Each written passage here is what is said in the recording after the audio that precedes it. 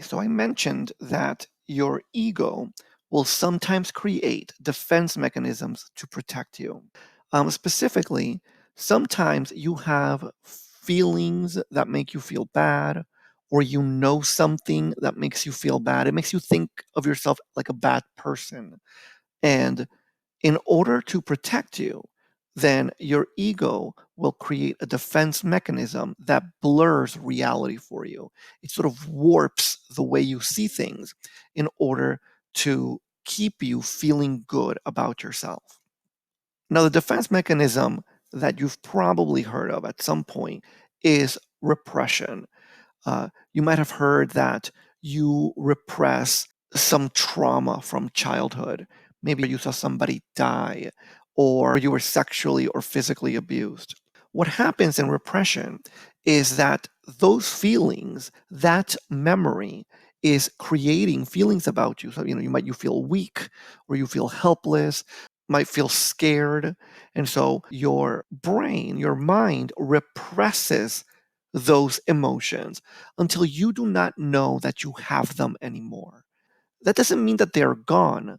Those memories still exist in your unconscious mind, and they can pop up out of your unconscious mind sometimes. If someone was sexually abused and they don't really remember because they've repressed those memories and feelings, but one day you know them kind of well, they're your friend, and so you put your arm around them without asking, and they burst out at you, "Don't touch me! Why did you do that?" And you're like, "Whoa, why are you acting this way?" And they're going to tell you, "Well, I just don't like it when people touch me." Um, there is a chance that what is happening is that there are some repressed feelings that this person is having that they're not really aware of. And so all of a sudden, they just come out, they just jump out of nowhere. For you, it feels like it's coming out of nowhere. Now, repression isn't just about childhood. You can repress feelings right now. You might have seen a relationship like this, boyfriend and girlfriend. Let's say the boyfriend is kind of mean. He calls her fat. He says sometimes that she's kind of dumb. And you go to your friend, who's his girlfriend, and you say, "How do you put up with that guy? He's always so mean to you." And your friend might tell you, "Oh, no, he's not. He's very kind. Oh, I don't even think about that," right? There's a good chance that your friend, the girl in this scenario, is repressing her emotions of sadness, of shame, etc. Now, it could be that your friend is just sort of very intelligent and she doesn't let those kind of things get to her. That's a possibility too. How do you know the difference? Well, the difference comes in that face that's kind of coming out of nowhere, right? Sometimes those emotions come out of nowhere. Um, she was supposed to pick him up from work at 5, and she kind of conveniently forgot. And she kind of does stuff like that all the time, where she, ends up saying that she's going to help, but she doesn't, or doing kind of passive aggressive things like that. And when you ask her, she says, "Oh, no, for sure. I just forgot. I would never do that on purpose." There's a good chance that what's happening there is that she's been repressing some of the emotions that, in this case, her boyfriend makes her feel. But of course, she's just not aware of them. Those emotions still exist in her mind, and sometimes they come out. Now, a reaction formation is a little bit more complicated. In a reaction formation, you have an emotion, a feeling, or a thought that you think is unacceptable. It's bad somehow. It makes you feel bad. And so, of course, the first thing you do is you repress it. You push it down into your unconscious mind. And then you take all of that energy that sort of builds up from holding that down in your unconscious mind, and you use it to do the exact opposite. You'll see this in the news all the time. There's some pastor or politician that hates gay people. And then a little bit later, you could almost set your watch to it, where they find out that this pastor or politician has been secretly going out with gay call boys, or has been dating people or has a Grinder account or something like that. And you go, wait a second. So then that must mean that you're gay. And they'll tell you, no, no, I am not that. Their brain, their mind is going to try to continue to blur those lines so that they don't see their own reality. And so again, they have this feeling. Maybe the feeling is that they're not manly enough or that they're homosexual, but they don't want to deal with that. And so they repress it.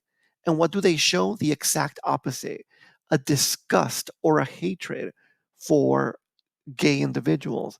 But this is just in their awareness. Those gay feelings still exist in the background. And sometimes, obviously, they engage in it. But when you say, hey, person who's been saying all of these horrible things about gay people, are you really gay? And they're going to say, no, no, because they're still in that reaction formation. They're still trying to demonstrate the opposite. They're not really lying to you, by the way. They believe what they're telling you. It's just that you can see clearly that they're wrong, that they're engaging in this scenario in homosexual encounters and then telling you that they're in fact not gay, that they're not even bisexual or something like that. Um, every once in a while, you'll see the same thing happen with, like family values. They'll talk about abortion or people who get divorced, and they seem to have a disgust for these individuals. And then not too long after that, you find out that they have a mistress, that they paid for their mistress's abortion. These are real things that happen in the news. Um, and you go, wait a second, how could you be such a hypocrite? And they'll going to tell you, no, I'm not. I really believe this. I think this is wrong. And they'll come up with an excuse as to why they're having this affair. Um, and they might tell you the devil made them do it, or they've repented and changed, or whatever. But if you give them enough time, they're probably going to end up doing it again because this is just a reaction formation. They have these feelings about sexuality. Maybe they feel super sexual and they don't want to think of themselves as creeps or as bad. And so they repress it and they demonstrate the exact opposite. Here's a kind of fun one. This is Batman. Batman is clearly demonstrating a reaction formation. So Batman saw his parents die when he was young, and it makes sense that he feels a lot of anger and aggression and a desire for revenge. It really makes perfect sense, especially since it happened so young. But if you ask Batman, Batman tells you that he doesn't feel any of those things, that he's just trying to save Gotham City, to save the victims. But when you see him beating up the villains and he's punching them to a bloody pulp. He's quite aggressive. He throws them around. He tries not to kill them, but he really goes out of his way to beat them to a bloody pulp. Poor Robin, whoever Robin happens to be, often gets caught up in Batman's rage. Batman is clearly demonstrating a form of reaction formation. Now, you'll see there it says a person who fears being too sexual becomes a religious zealot. That's also very common. You'll meet people that, again, maybe they're very religious or they're always covered up from head to toe. They don't like wearing anything that's skimpy, not because it's part of their culture or something like that. It's just they just don't want to. Okay, they kind of go out of their way to not be that way, even if their culture allows for it. And when you ask them about it, they seem to be just sort of disgusted by other people's relationships, or they see two teenagers holding hands or kissing, and they go, "Oh my God, these kids today," and blah blah blah, and they kind of demonstrate a great deal of disgust and anger. But then there's a good chance, if you know this person well, that you're going to see them being rather promiscuous themselves. Why? Because they have this reaction formation. They are just kind of telling themselves that they are not sexual, and they believe it, but in their unconscious mind, those sexual feelings still exist. Now, displacement is something that you probably have seen as well, even if you didn't know what you were seeing. In displacement, what happens is you have some sort of emotion, or you want to do something, but you can't because the situation doesn't allow for it. And so what you do is you repress those feelings, but just for a little while until you get to a different place. So think of displacement. You go from one place to the other. You get to a different place and then you let out all of those emotions. Dad at work, his coworkers are jerks, his boss is always rude to him. And in reality, he would like to tell them all off, but he can't because that's his job. And so he represses his emotions until he doesn't realize that he has them at all. He doesn't know that he's angry at his boss and his coworkers. But then he gets home and his son there left a cup on the table and he blows up because of this cup on the table. He starts yelling and becomes incredibly, maybe even aggressive. And you might say, hey, why are you getting so upset because of a cup? And they're going to say, it's not the cup. It's all the time this is happening. Now, again, how do you know the difference between someone who's having an honest emotion? Poor parents, they come home and your house is a mess. It makes sense that they get a little upset about that. The difference is the level. When you see that this kind of a blow up over something that doesn't really make a lot of sense, there's a good chance that this person is displacing their anger here. Bullying works like this. You have a kid, probably in his home. Again, mom and dad may be abusive, maybe older brother or sister are mean, and this kid would like to let out their emotions to their parents or to brother and sister. Maybe mom and dad just don't pay attention to the bully, and the bully would like to be scream and say, hey, you're being poor parents here, but they can't. So what do? They repress their emotions until they're almost not aware that they have them at all. They're not really aware that they are angry with mom and dad or with brother and sister. And they come to school, to a different place, and they let out their anger and aggression on whoever happens to be in front of them, the weird kid or the shy kid or the kid who's not going to fight back. Every once in a while, you'll also hear people say things like, girls marry their fathers or boys marry their mother. And I'll talk a little bit more about that when I talk about psychosexual stages. But when people say that a boy marries his mom or a girl marries her father, they're talking about displacement. When you were young, you internalized feelings that you had for your mom and dad, and then you repress them. And then when you become older and you start looking for a partner, you essentially start looking for a partner that reminds you of your mom or your dad. Now, it's not usually that your partner looks like your mom or dad. More times than not, it's going to be that they act like your mom and dad, that they have similar kind of goals or speaking patterns or something like that.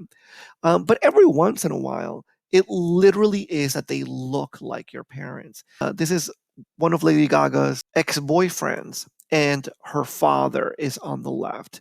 And it doesn't take a genius to say, "Oof, they kind of look very similar to each other."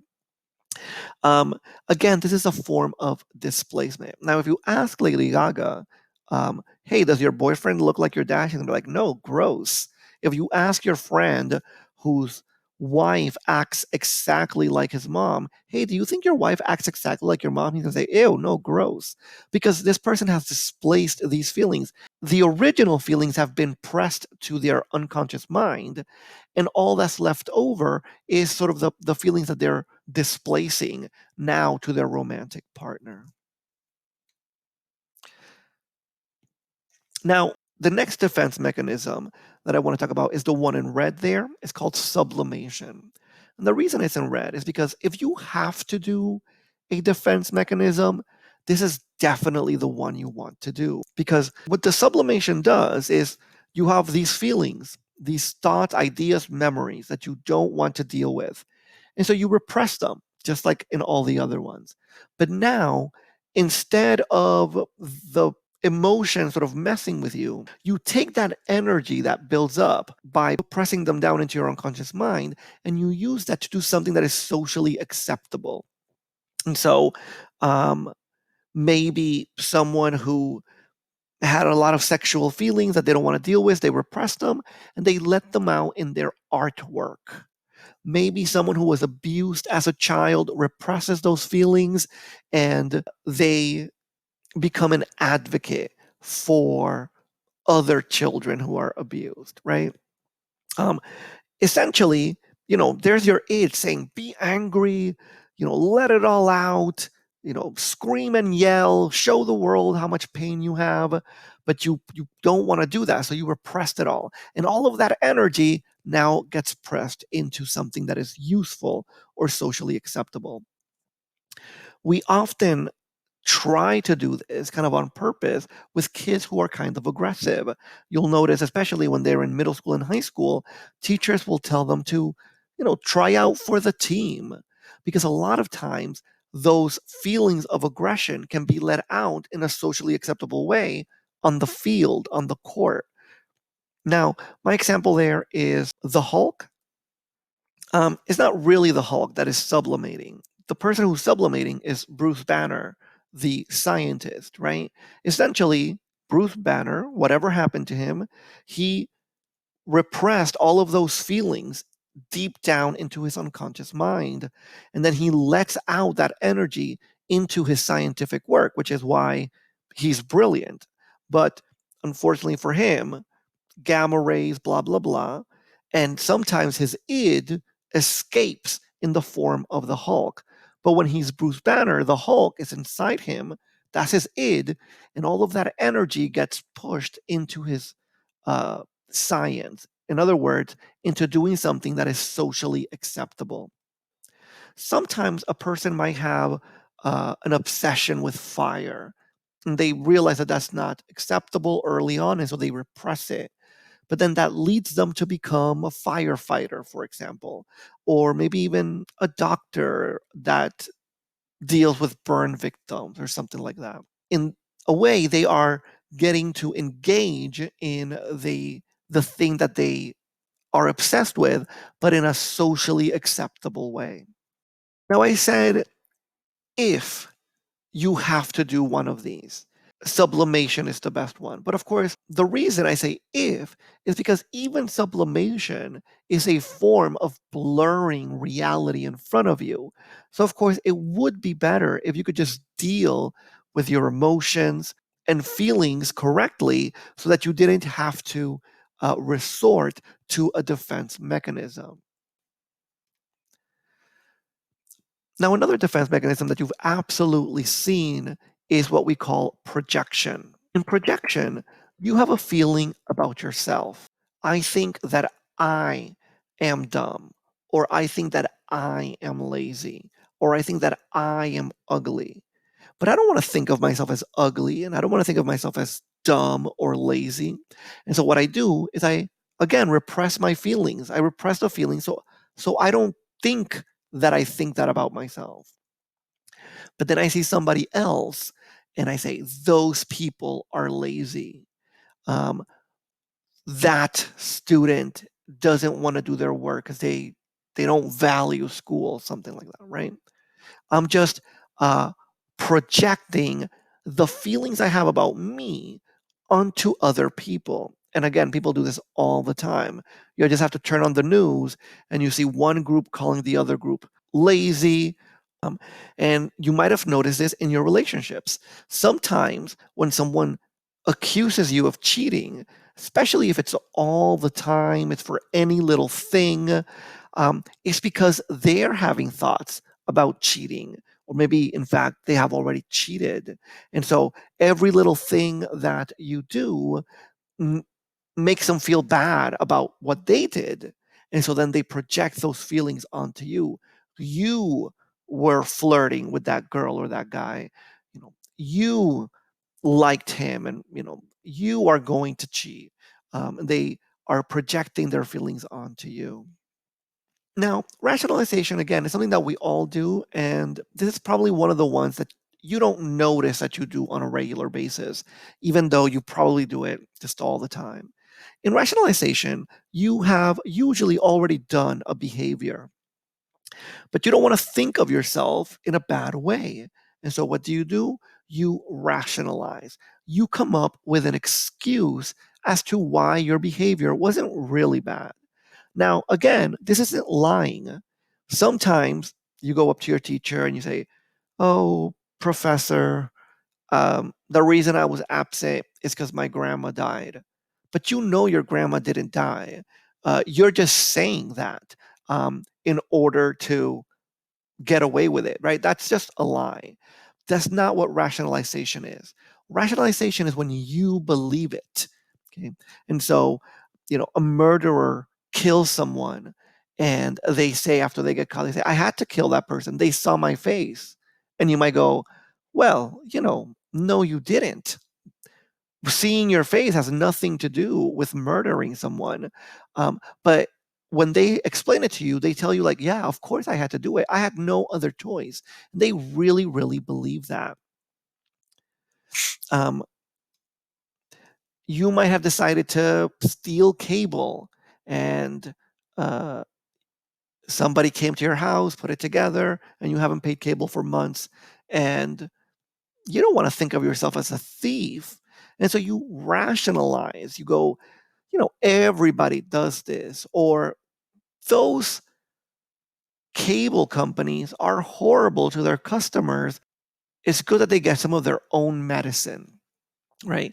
This is you rationalizing. And the truth is that if you're very, very smart, you're actually great at doing this because you can come up with really good ways of rationalizing your behaviors and your thoughts and your feelings that not only make sense to you, but maybe make sense to other people because you're good at coming up with excuses.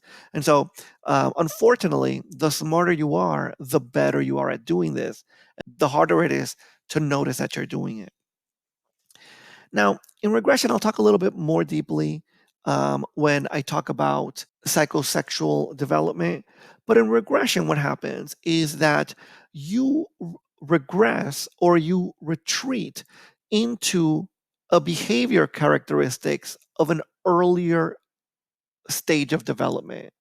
And so, I don't know, maybe you have too many bills to pay, and you know, you, it makes sense that you go to your mom and say, "Hey, mom, I'm having this issue. Can you help me out?" But that's not what you do. You go home and you start to whine. "I just don't know what to do." And mom, fix it. And maybe you throw yourself on the bed and you make a big act out of it. And you're just kind of acting like a baby, right? You're whining like a baby. And again, this is just a form of regression. You're sort of regressing back to a previous state of development. Now, sometimes we regress in slightly more complex ways. Maybe you had a temper as a kid, and over the years, maybe you went to therapy, maybe you just learned good coping mechanisms, and you were able to overcome that temper. But then something happens that you can't control, and then you just regress back to that state where you become kind of aggressive, etc. So, again, that's also a form of regression. All right, guys, again, these are defense mechanisms. This is when your ego does not want to deal with your feelings or thoughts or emotions or memories. And so, what it does is that it blurs the world in front of you so that you do not have to think badly about yourself. And how does it do it? With these defense mechanisms.